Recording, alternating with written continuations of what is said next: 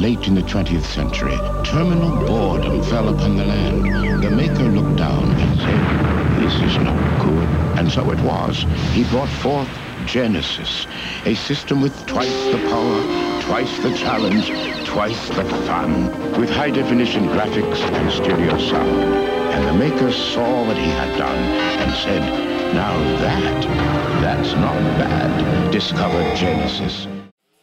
The Sega Genesis, aka the Mega Drive outside the US, was the successor to the Sega Master System. It launched in August of 1989 in the United States, and it would eventually take the country by storm. Sega Genesis is the first home console to take a really good shot at emulating the arcade experience at home. Sega had these games lined up ready to go, and go they went.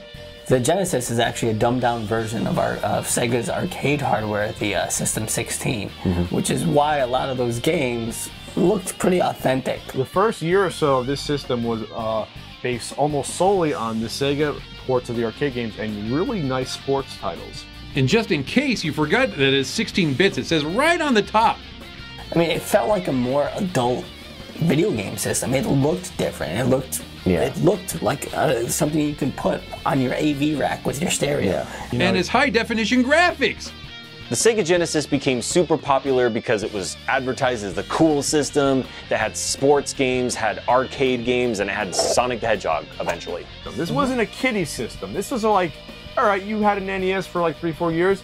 This is the next step. Because we were getting older, it's like, oh, I'm getting older. This is my kind of system. They were going directly in an edgier sort of direction. Genesis threw down the gauntlet right out of the gate with Nintendo, challenging them with slogans like, "Genesis does what Nintendo don't." The original 3-button controllers weren't the greatest in the world. They were kind of too big. Yeah, pretty big. The giant controller in my tiny boy hands, it just felt so huge. Right. So the Sega Genesis offered 512 colors with up to 61 of them available on screen at a single time. And it had a great sound chip. The sound on the Genesis is FM synthesis, which is not something that you normally see on a console. Basically, the sound chip was only as good as the developer. A lot of those developers were able to really push that system and the sound capabilities that it had.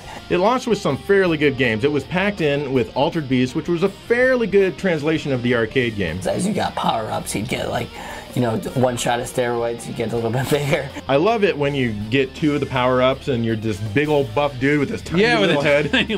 What it did manage to do was show off big sprites, lots of colors, vocal samples. Rise from your grave. Nintendo had such an iron fist policy with their third-party developers that people were scared to go to the Genesis. It was the first true competitor to the NES, and Sega was the first company to knock Nintendo down a peg or two. It was the system that would eventually make Nintendo rethink their illegal licensing practices. Really, from the get-go, it was really hard for Sega to grab any footing, but they did it. This was just the start of the rivalry between Genesis and eventually the Super Nintendo with their Genesis, with their blast processing and whatnot. This is Sega getting their foot in the door in '89. It would not be a huge system yet. Give it a year or two, it's going to come a knocking.